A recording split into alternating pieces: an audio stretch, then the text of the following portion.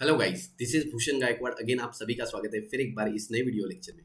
दोस्तों, इस video lecture में हम हमारा नेक्स्ट टॉपिक डिस्कस करेंगे बायोडाइवर्सिटी इन करंट सिनेरियो। तो बेसिकली इस वीडियो में हम ये देखेंगे कि किस तरीके से बायोडाइवर्सिटी आज एग्जिस्ट कर रही है, कितने diverse form of living organism आज बायोडाइवर्सिटी में एग्जिस्ट कर रहे हैं। और साइंटिस्ट के मुकाबले ये मानना है कि इससे जो आज हमें बायोडाइवर्सिटी पता है, जो हमारी नॉन बायोडाइवर्सिटी, जितने एनिमल्स या प्लांट वो हमने डिस्कवर कर लिया है, उससे काफ़ी ज़्यादा, उससे कहीं ज़्यादा एनिमल और प्लांट्स को हमें डिस्कवर करना बाकी है। या बहुत सारे लिविंग ऑर्गेनिजम्स को, बैक्टीरियाज को, फंजाई की स्पीशीज़ को हमें अभी भी एक्सप्लोर करना बाकी है। तो अभी भी हमें जितनी बायोडाइवर्सिटी पता है वो काफ़ी कम है एज़ कम्पेयर टू जितनी बायोडाइवर्सिटी अर्थ पे एक्चुअली एग्जिस्ट करती है। तो आज हमें अपने बायोडाइवर्सिटी का पूरा पूरा पोटेंशियल पता ही नहीं है। ठीक है, तो ये हमें इस चैप्टर में या इस वीडियो लेक्चर में हमें डिस्कस करना है। तो हम यहाँ पे डिस्कस ये करेंगे कि कौन कौन से फॉर्म ऑफ लिविंग ऑर्गेनिज्म अर्थ पे एग्जिस्ट कर रहे हैं और कितनी फॉर्म ऑफ लिविंग ऑर्गेनिज्म अर्थ पे एग्जिस्ट करते होंगे। तो एक तरीके से कुछ साइंटिस्ट के कुछ नंबर्स हैं जिनके अकॉर्डिंग वो बताते हैं कि कुछ मिलियन ट्रिलियंस ऑफ स्पीशीज अर्थ पे एग्जिस्ट करते हैं, लेकिन हमने उनमें से काफ़ी कम स्पीशीज को ही आज तक खोजा है या डिस्कवर किया है। तो आइए शुरू करते हैं इस लेक्चर को। तो सबसे पहले हम थ्योरी वाइज ही कंटिन्यू करते हैं। How many species do really exist on earth and how many of them are found in India. तो ऐसी कितनी स्पीशीज है जो अर्थ पे पाई जाती है और कितनी इंडिया में पाई जाती है, कि पूरी दुनिया में से हमारा इंडिया कितना कंट्रीब्यूट करता है किसी भी स्पीशीज के रिचनेस में, डाइवर्सिटी में, है ना। So it is difficult to come to क्या है consensus about the exact number या एग्जैक्ट डाटा। हमें आज तक ये एग्जैक्ट नंबर या एग्जैक्ट डाटा तो पता नहीं है, मतलब आज तक का जो हमारे पास डाटा है वो एग्जैक्ट नहीं है ना। तो इसके आगे आप यहाँ कंटिन्यू करते हैं। एग्जैक्ट नंबर ऑफ स्पीशीज हमें अभी तक पता नहीं है, okay, that are present on earth today. ठीक है, so thus over 1.5 million species have been documented as per IUCN। तो IUCN जो ऑर्गेनाइजेशन है, जो कि basically international union of conservation of nature है ये। ठीक है, इनका आपको फुल फॉर्म एक तरीके से पेपर में एग्जाम में पूछा भी जाता है। What is the full form of IUCN? International conservation of, international union of conservation of nature. Okay, तो ये जो है, ये एक तरीके से आप देखते हो एक फुल फॉर्म आता है IUCN का। तो बेसिकली आज तक 1.5 मिलियन यानी करीब करीब 15 लाख स्पीशीज जो है वो डॉक्यूमेंटेड है, वो लिस्टेड की गई है IUCN में, यानी international union of conservation of nature के डाटा में।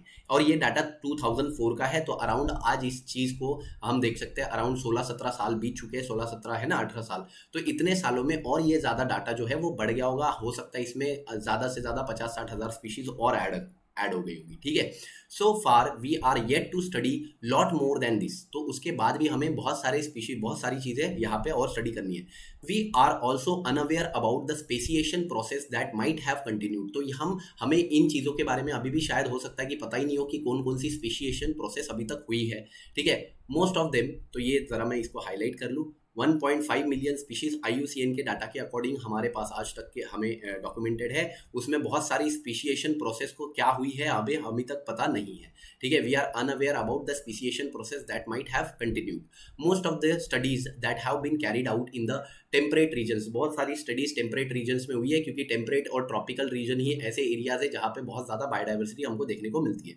ठीक है, tropical rain forest are the major diversity hubs. यहाँ पे बोला है कि ट्रॉपिकल रेन फॉरेस्ट जो है, जैसे मैंने अभी बोला, जैसे अमेजॉन फॉरेस्ट है ना, ये ट्रॉपिकल रेन फॉरेस्ट जहाँ पे बहुत ज़्यादा बारिश होती है, बहुत ज़्यादा टेम्परेचर भी होता है। तो ऐसे रेन फॉरेस्ट में आपको बहुत ही ज़्यादा बायोडाइवर्सिटी देखने को मिलती है, और यहाँ पे are yet to be explored completely. तो यहाँ की बहुत सारी बायोडाइवर्सिटी अभी भी एक्सप्लोर कर पाना बाकी है। ठीक है, सम exorbitant number like existence of 20 to 50 million varieties have been made। तो कुछ ऐसे मतलब एक तरीके से कुछ ऐसे हाइपोथेसिस बनाए गए हैं कुछ साइंटिस्ट के जरिए, जिन्होंने ये बोला कि भाई 20 से लेके 50 मिलियन स्पीशीज हो सकती है लिविंग ऑर्गेनिज्म की अर्थ पे, लेकिन हमने आज तक सिर्फ 1.5 मिलियन ही ढूंढी है। लेकिन ये नंबर थोड़ा बढ़ा चढ़ा के बताया ऐसा लगता है। तो रॉबर्ट मे नाम के साइंटिस्ट आए, उन्होंने एक कन्विंसिंग एस्टिमेट दिया, उन्होंने एक ऐसा एस्टिमेट दिया, उन्होंने बोला कि 7 मिलियन तक स्पीशीज अर्थ पे हो सकते हैं। उन्होंने अपनी कुछ स्टैटिस्टिकल डाटा कलेक्ट किया होगा अर्थ में, या बहुत सारी कोई रिसर्च करी होगी, स्टडी करी होगी। उस स्टडी से उन्होंने एक नंबर दिया कि भाई अराउंड 7 मिलियन लिविंग स्पीशीज अर्थ पे आज के डेट में प्रेजेंट हो सकती है। और उस हिसाब से अगर देखें तो हमने तो अभी तक 1.5 ही ढूंढी है ना। उन्होंने बोला कि 7 मिलियन तक स्पीशीज हो सकती है, ठीक है, 7 मिलियन तक स्पीशीज हो सकती है, और हमने अभी तक कितना ढूंढा है, 1.5 मिलियन ही ढूंढा है, ठीक है। तो ये बड़ा इंपॉर्टेंट चीज़ है, ठीक है। तो यहाँ पे एक पाई चार्ट हमको दिखाया गया और उसमें ये दिखाया गया कि आज तक हमने जितनी भी स्पीशीज हमें पता है उसका डिस्ट्रीब्यूशन किस तरीके से हमें डिस्ट्रीब्यूशन देखने को मिलता है। तो आप देखो ये पूरा ये जो पाई चार्ट है इसमें अराउंड 70%, 71% जो है वो पूरा एनिमल कंस्टिट्यूट कर रहा है, ठीक है। तो एनिमल की अगर हम बात करते हैं तो पूरा 70 to 71% एनिमल कंस्टिट्यूट करता है। उसके बाद आप देखते हो एक बड़ा हिस्सा प्लांट कंस्टिट्यूट करता है, और फिर उससे थोड़ा कम हिस्सा फंजाई कंस्टिट्यूट करता है, और उससे भी कम प्रोटिस्ट, और उससे भी कम यू बैक्टीरिया इसीलिए क्योंकि बैक्टीरिया आज तक हमें बहुत सारे बैक्टीरिया को पता ही नहीं है, बहुत सारे बैक्टीरिया जो कल्चर ही नहीं कर पाते हम, जो लेबोरेटरी में कल्चरेबल फॉर्म में अवेलेबल है ही नहीं।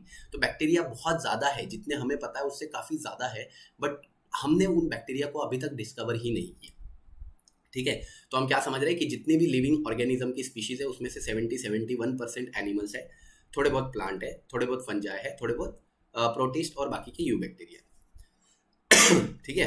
अब आगे हम बात करते हैं नॉन स्पीशीज ऑफ एनिमल। अगर एनिमल की स्पीशीज की हम बात करें तो देखो काफी वाइड डिस्ट्रीब्यूशन एनिमल्स में हमको देखने को मिलता है, ठीक है। तो एक आपको ये जो ब्लू कलर की लाइनिंग्स दिख रही है उसमें आप क्या देख रहे हो कि ज्यादातर स्पीशीज जो आपको दिखते हैं ये ब्लू वाली स्पीशीज, ये इंसेक्ट की है। देखो arthropoda is the largest phylum, है ना। आर्थ्रोपोडा ये लार्जेस्ट फाइलम है एनिमल किंगडम का, आपने पढ़ा हुआ है। तो ये सबसे ज्यादा जो वेराइटीज आपको दिख रही है आर्थ्रोपोडा की दिख रही है। उसके बाद ऐसी बहुत सारी वेराइटीज देखो डिफरेंट डिफरेंट कलर्स में दी है। ये बहुत कम वेराइटीज क्रस्टेशियंस की है, उससे भी कम इकाइनोडर्म्स की है, फिर स्पॉन्जेस की कुछ वेराइटीज है, निडारियंस की कुछ वेराइटीज है, रोटिफर्स की है, flatworms, mollusc, Annelida, Nematoda etcetera, और एराक्निड्स यानी मकड़ियों की वैरायटी। इधर आप देख सकते हो फिशेस की वैराइटीज है, एम्फीबियंस की, रेप्टाइल्स की, बर्ड्स की और मैमल्स की। ये आपको ये ब्लू शेड्स में दिखाई दे रही है, ये फिशेस वगैरह, ये सारी कॉर्डेट्स की वैरायटी है, ये नॉन कॉर्डेट्स की वैरायटी है पूरी। तो नॉन कॉर्डेट काफी बड़ा हिस्सा कंस्टिट्यूट करता है और कॉर्डेट काफी छोटा सा हिस्सा कंस्टिट्यूट करता है, अराउंड आप बोल सकते हो 5 to 10% कॉर्डेटा, है ना। तो उसमें भी आप देखते हो कि ये बाकी में इंसेक्ट सबसे ज्यादा है, ठीक है। तो आपको इतना डिटेल में डिस्कस नहीं करना है, बट आप हाँ एक ओवरव्यू आप ले सकते हो। फिर उसके बाद आप बात कर सकते हो non species of plant. Plant की जो नॉन स्पीशीज है उसमें आप देखो सबसे बड़ा हिस्सा कंस्टिट्यूट करता है फ्लावरिंग प्लांट। जैसे हम बोलते हैं पूरे अर्थ पे आज के डेट में डोमिनेट कर रहे हैं फ्लावरिंग प्लांट्स। उसके बाद आप देखते हो एक काफी बड़ा हिस्सा कंस्टिट्यूट करता है मोनोकॉट, ठीक है, मोनोकॉट प्लांट्स, ठीक है। फ्लावरिंग प्लांट में मोनोकॉट प्लांट, ये फ्लावरिंग डाइकॉट है काफी बड़े, और फिर फ्लावरिंग मोनोकॉट। इसके बाद आप देखते हो कि कोनिफर्स आते हैं, थोड़े बहुत कोनिफर्स यानी जिम्नोस्पर्म जो काफी कम बचे हैं, फर्न्स आते हैं, फर्न्स टेरिडोफाइट से बिलोंग करते हैं, और मॉसेस जो कि ब्रायोफाइट से बिलोंग करते हैं। तो ये आपके पास एक तरीके का डिस्ट्रीब्यूशन है एनिमल्स का और प्लांट्स का, ठीक है। आई होप ये चीजें आपको समझ रही होगी, है ना। अब आगे हम बढ़ते हैं। कोई भी डाउट दिक्कत होती है आपको इन चीजों से रिलेटेड या किसी भी तरीके का क्वेश्चन होता है तो मुझे डेफिनेटली कमेंट बॉक्स में पूछिएगा जरूर, या आप इंस्टाग्राम पे फॉलो कर सकते हैं, इंस्टाग्राम पे आप मुझे मैसेज कर सकते हैं अपने क्वेश्चंस, है ना। बहुत बार क्या होता है कि यूट्यूब के कमेंट्स हम देख नहीं पाते, तो इंस्टाग्राम कैसा है, इंसान रेगुलरली स्क्रॉल करते रहता है तो डेफिनेटली देख लेता है, और इंस्टाग्राम पे आए हुए सारे सवालों के जवाब में देता हूँ, ठीक है। तो in diagrams we do not find any data of prokaryotes. तो डायग्राम में हम देखते हैं कोई प्रोकैरियोट्स का खास डाटा हमारे पास नहीं है। जैसे कि मैंने आपको बोला जब भी कि several moneran species are not cultivable under the laboratory conditions. तो बहुत सारी ऐसी प्रोकैरियोटिक स्पीशीज है, बहुत सारे बैक्टीरिया है जो लेबोरेटरी के अंदर कल्चर नहीं कर पाते हम लोग, हम उनको ग्रो करना ही नहीं जानते आज तक, है ना। तो ऐसे में हमको उनके बारे में पता कैसे होगा। इसके अलावा conventional taxonomic method are not suitable. अभी जो हमारी क्लासिफिकेशन की मेथड है, जो टैक्सोनॉमिक मेथड है, 5 किंगडम सिस्टम आप उसको बोल सकते हो, जिसमें आपने 6 किंगडम भी ला लिया, जिसमें आपने 3 डोमेन्स में आर्की बैक्टीरिया, यू बैक्टीरिया को भी सेपरेट कर लिया, लेकिन उसके बावजूद भी हमारे पास कुछ ऐसी टैक्सोनॉमिकल मेथड अवेलेबल नहीं है प्रॉपर, जिससे हम उनका आइडेंटिफिकेशन और प्रॉपर उनका क्लासिफिकेशन कर पाए, ठीक है।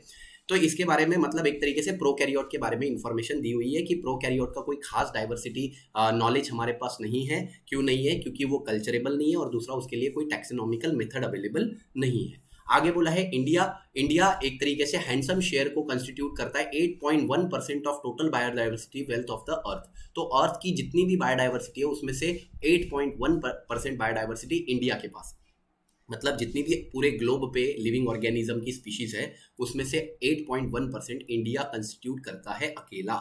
इसमें हम देखते हैं 12 mega diversity countries of the globe, तो इंडिया हमारे वन ऑफ द 12 बड़ी बड़ी मेगा डाइवर्सिटी कंट्रीज में से एक है। ठीक है, बड़ी बड़ी वर्ल्ड की मेगा डाइवर्सिटी कंट्रीज जैसे चाइना, ऑस्ट्रेलिया, अमेरिका है ना, तो ऐसी कंट्रीज में से India one of the major country है 12 कंट्रीज में से, टॉप 12 में से। ओके, उसके बाद आप देखते हो 2.4% ऑफ द लैंड एरिया है हमारे पास पूरे अर्थ में। जितना भी लैंड एरिया है उसमें से 2.4% लैंड एरिया इंडिया का है। अगर आप पूरा अर्थ के जितने भी लैंड एरियाज देखें तो उसमें से एक छोटा सा लैंड एरिया इंडिया के पास है, दैट इज 2.4% है ना।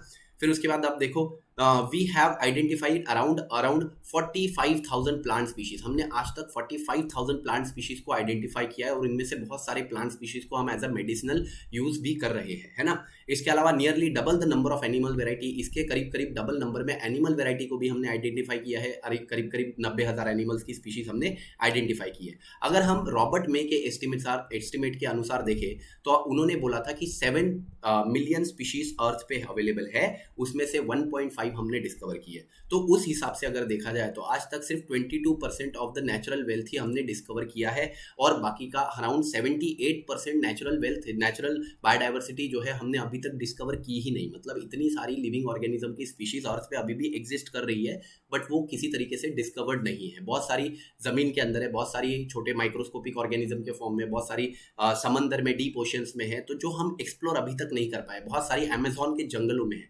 अमेजोन का जंगल इतना घना है कि वहां पे सूरज की रोशनी तक जमीन पे नहीं पहुंच पाती है ना, और दिन में भी अंधेरा होता है।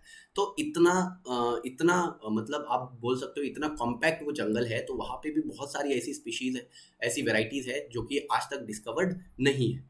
इसके अलावा हम देखते हैं this situation underlines that the need of taxonomy to study the biodiversity, but the major concern is the possibility of the loss of these varieties before we have identified them because of the activities like reclamation and deforestation। यहाँ पे बोला है कि biodiversity, इतनी ज़्यादा biodiversity हमको explore करनी बाकी है, वो तो अच्छी बात है।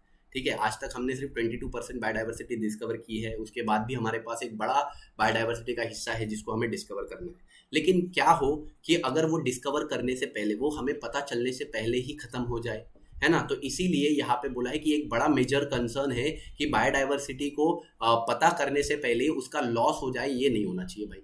और ये क्यों हो सकता है? ह्यूमन एक्टिविटीज़ की वजह से। हमारी एक्टिविटी जैसे रिक्लेमेशन, डिफॉरेस्टेशन, है ना, तो माइनिंग करते हैं हम लोग, जंगल काटते हैं हम लोग, ठीक है, हम पोल्यूशन कर रहे हैं एनवायरनमेंट में, तो बहुत सारी डाइवर्सिटी जो है लिविंग ऑर्गेनिज्म की वो तो ऐसे ही खत्म हो जा रही है। तो वो नहीं होना चाहिए कि पहले हम ढूंढने से पहले ही वो खत्म हो जाए, पिक्चर के शुरू होने से पहले ही क्लाइमैक्स आ जाए, ऐसा नहीं होना चाहिए, है ना। तो इसीलिए यहाँ पे ये चीज़ बड़ी ज़रूरी हो जाती है कि हमें बायोडाइवर्सिटी को मेंटेन करके रखना है और हमें अपने एनवायरनमेंट का ख्याल रखना है, ठीक है, बायोडाइवर्सिटी को, लिविंग ऑर्गेनिज्म को कंजर्व करना है, ठीक है। तो आई होप ये वीडियो लेक्चर आपको पसंद आया होगा। अगर पसंद आया तो वीडियो को लाइक कीजिए, दोस्तों के साथ शेयर कीजिए, चैनल पर नए होंगे तो सब्सक्राइब कीजिए। खुश रहिए, धन्यवाद।